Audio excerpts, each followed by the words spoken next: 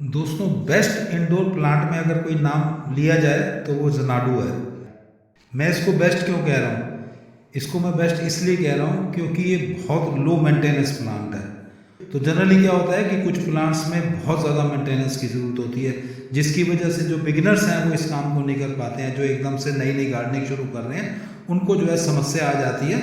लेकिन ज़नाडू एक ऐसा इंडोर प्लांट है जिसको कोई भी आके अगर रख लेगा, बस थोड़ी सी दो चार बातें अगर वो जान ले इसके बारे में, तो बहुत आराम से जो है वो इंडोर इसको रख सकता है। इसको ऑफिस में भी बहुत अच्छे से रखा जा सकता है, इसको घर में भी बहुत अच्छे से रखा जा सकता है। मैं इसको लो मेंटेनेंस क्यों कहा है? इसको लो मेंटेनेंस इसलिए कहा है कि ये अकेला ऐसा प्लांट है जो आउटडोर में भी बहुत अच्छे से चल लेता है और इंडोर भी बहुत अच्छे से चल लेता है। तो इसलिए ये लो मेंटेनेंस है, क्योंकि जो गर्मी, सर्दी, धूप, छाया सब कुछ झेल ले, उससे ज़्यादा लो मेंटेनेंस प्लांट होना पॉसिबल नहीं है। ज़नाडू जो है फिलोडेंड्रॉन की फैमिली के अंतर्गत आता है।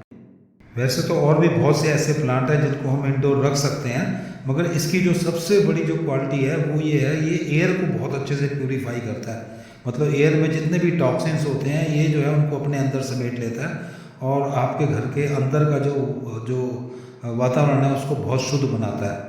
दोस्तों, जैसे और जो इंडोर प्लांट है, मतलब इंडोर का मतलब है जिनको आप इंडोर रख सकते हैं। मतलब वैसे तो कोई भी प्लांट इंडोर नहीं बना है, सारे जो है प्रकृति ने जो है वो आउटडोर ही बनाए हैं।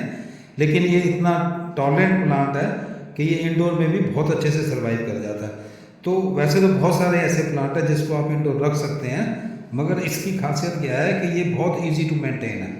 मतलब ये हुआ कि जैसे और जो प्लांट होते हैं उनको हमें समय समय पे जो है बाहर निकालना पड़ता है, थोड़ी धूप दिखानी पड़ती है ना, तो अलग अलग जगह पे रखना पड़ता है। लेकिन इसके साथ ऐसा नहीं है। अगर इसको मतलब है थोड़ी सी आप अगर इसकी परवाह करना सीख लें, थोड़ा सा जान लें, तो ये मतलब कोई अनाड़ी से अनाड़ी व्यक्ति भी इसको अगर घर में रख लेगा, बस दो चार बातें जान के, तो वो बहुत अच्छे से जो है उसके घर में सर्वाइव करेगा और सारा एयर को जो है टोटली प्यूरीफाई कर देगा, सारे टॉक्सिन्स अपने अंदर ले लेता है। इसलिए ये जहरीला भी होता है, तो थोड़ा बच्चों का इसमें ध्यान रखने की ज़रूरत होती है। देखिए, जो भी प्लांट टॉक्सिन्स को आपके और नेगेटिविटी को जो है अपना इनहेल करते हैं, तो वो उनके अंदर तो रह ही जाती है ना, तो वो थोड़े से जो है जहरीले प्लांट होते हैं। तो थोड़ा सा ये ध्यान रखना बहुत ज़्यादा ज़रूरी होता है कि आपको आपके घर में अगर छोटे छोटे बच्चे हैं, तब आपको इस बात की केयर करने की ज़रूरत है कि वो इसके पत्ते को ना खाएं, या अगर आपने कोई पेट रखे हुए हैं वो भी जो है इसके पत्ते को ना खाएं। और दोस्तों, जब भी आप इसके पत्ते तोड़ें तो उसका पानी अगर आपके हाथ में लग जाता है तो आपको ये ध्यान करना है कि आपको हाथ को अच्छे से धोए बिना कोई भी चीज़ नहीं खानी है, और इसको आँखों पे या नाक के आसपास ज़्यादा लेके नहीं जाना है। तो दोस्तों, चलो अब ये जान लेते हैं कि कौन सी ऐसी चार पांच बातें हैं जो हमें इसके मेंटेनेंस में जो है ध्यान रखने की ज़रूरत होती है। दोस्तों, ये एक पर्वत में उगने वाला पौधा है। देखो, जब हम कहते हैं ना कि पर्वत में उगने वाला है, तो उससे अकेली इस बात से ही बहुत सारी बातें स्पष्ट हो जाती हैं। तो आप पर्वत में जानते हैं कि वहाँ पे कभी धूप निकल आती है, कभी एकदम से बारिश हो जाती है। इसका मतलब क्या हुआ कि वहाँ पे हमेशा नमी मेंटेन रहती है। तो इस प्लांट के बारे में हमने पहला टिप समझा कि इसको नमी बहुत पसंद है। तो इसका मतलब ये हुआ दोस्तों कि इसकी मिट्टी जो है नम रहनी चाहिए, मगर मिट्टी कभी भी सौगी नहीं होनी चाहिए। सौगी मतलब आप कीचड़ ना बना दें, मतलब अगर वो कीचड़ वाली बन जाएगी तो फिर नुकसान करेगी। इसको नमी पसंद है, तो उसके लिए हमें क्या ध्यान रखना है कि हमें इसकी मिट्टी ऐसे बनानी है जिससे उसमें नमी मेंटेन रहे, लेकिन पानी बिल्कुल उसके अंदर ठहरे नहीं। तो आप जो है 25% जो है रेता ले लें और 50% आप सॉइल रखें, और बाकी उसके अंदर आप वर्मी कंपोस्ट या कॉटन कंपोस्ट मिलाकर मिट्टी बनाएं, जिससे, और नीचे जो है पानी की निकासी का ध्यान रखना बहुत ज़रूरी है। नीचे अच्छे से जो है 4-5-7 टूटे हुए गमले की टीकड़ी या फिर कुछ ईंटों के टुकड़े जो है डाल दें। 5% मिट्टी कम करके हम उसमें 5% जो है कोकोपीट भी मिला सकते हैं, ताकि थोड़ा वाटर रिटेंशन जो है उसमें बना रहे, एकदम से पानी नीचे की तरफ ना भाग ले। लेकिन दोस्तों, अगर कोकोपीट ना हो तो आप उसके बिना भी जो है इस प्लांट को लगा सकते हैं। इसको कोशिश करें कि इसको ऐसी जगह का चयन करें जहाँ पर इनडायरेक्ट सनलाइट हमेशा इसको मिलती रहे, नहीं तो आपका पौधा जो है ना थोड़ा लैगी हो जाएगा। वैसे तो देखो, आजकल जो भी कमरे बनते हैं सबके अंदर विंडोज़ होती हैं, मतलब क्योंकि गवर्नमेंट ही नक्शा पास नहीं करती, तो आपको हर रूम के साथ में लाइट का जो अरेंजमेंट देना ही होता है। तो इसमें कोई समस्या की बात नहीं है। तो आप ऐसी कोई भी ऐसी जगह का चयन करें जहाँ पे इसको इनडायरेक्ट सनलाइट हमेशा मिलती रहे। और अगर कहीं ऐसा संभव ना भी हो कि तो आप जो है ऐसी जगह का चयन करें जहाँ पे आपकी लाइट पूरा दिन जलती हो। जैसे मतलब आप घर के अंदर रहते हैं, जहाँ आप उठते बैठते हैं, जहाँ पे आपका जो है बल्ब की लाइट या आपके जो है मतलब ट्यूब लाइट जो है हमेशा जलती रहती है, वो भी इसके लिए सफिशेंट है। तभी मैंने बीच में पहले कहा था कि आप इसको ऑफिस में बहुत आराम से रख सकते हैं, क्योंकि ऑफिस में जनरली वो वहाँ खिड़की वगैरह नहीं रखी जाती और वो हमेशा चारों साइड से बंद होता है। लेकिन उसके अंदर जो आप नोट करते हैं कि वहाँ पे जो है हम आपके 12-13 घंटे जितनी देर तक ऑफिस खुलता है वहाँ पे हमेशा लाइट जलती रहती है।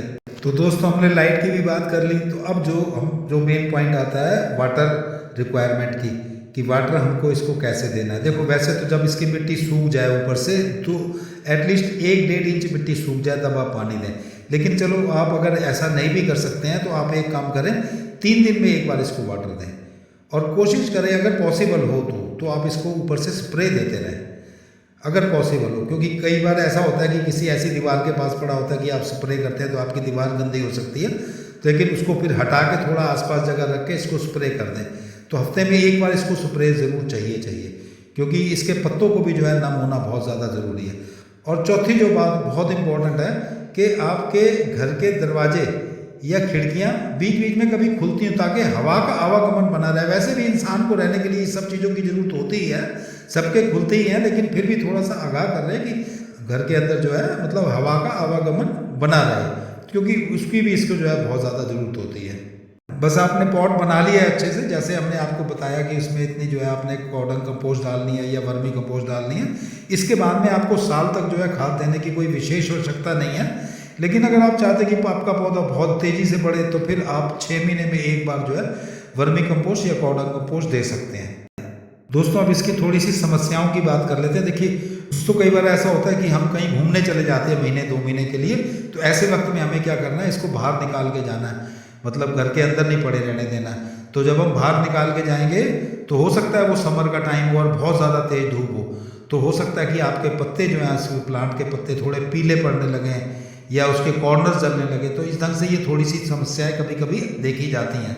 तो उसका जो है निदान यही है कि इसको पानी जो है 3 दिन में एक बार पानी देते रहें, वो ठीक है सफिशेंट रहेगा, ये अपना काम चला लेगा, उससे ज़्यादा पानी देना नहीं है। और इसके लिए कोई ऐसी जगह का चयन करें जहाँ पे इनडायरेक्ट सनलाइट आती हो, डायरेक्ट सन के साथ जहाँ डायरेक्ट सनलाइट आती हो वहाँ पे आपको इसको नहीं रखना है। जैसे मनी प्लांट को नहीं रखते ना डायरेक्ट सनलाइट के अंदर, वहाँ भी सुबह की 2-3 घंटे की जो है सनलाइट की रिक्वायरमेंट होती है, बाकी समय वहाँ पे जो है छाया रहे। या तो ऐसी जगह रखें और या फिर ऐसी जगह रखें जहाँ पे इनडायरेक्ट सनलाइट हो, सनलाइट आती ही ना हो चाहे, लेकिन इनडायरेक्ट सनलाइट हो, वहाँ भी ये बहुत अच्छे से जो है चल जाएगा। तो देखो सारी समस्याओं का इसमें निदान हो गया। आखिरी में बस थोड़ी सी बात कर लेते हैं कि इसको फंगस लग सकती है, वो इसकी जड़ों में लगती है, वो एक्सेस वाटरिंग से ज़्यादा लगने के चांसेस रहते हैं, तो कभी भी एक्स्ट्रा वाटरिंग ना करें। बस ये 4-5 चीज़ें आपने ध्यान रख ली, बस बहुत है। ये सब इंडोर प्लांट के अंदर जो है लागू होंगी, ये खाली इस प्लांट पे नहीं होंगी, ये और इंडोर प्लांट पे भी ये सारी बातें जो आपने 5 बातें जानी, ये आप और इंडोर प्लांट्स में भी अप्लाई करेंगे, वहाँ भी ये काम आएंगी। तो अब मैं अपनी वाणी को यहीं विराम देता हूँ। आपका यहाँ तक वीडियो देखने का बहुत बहुत धन्यवाद, आभार। Happy gardening.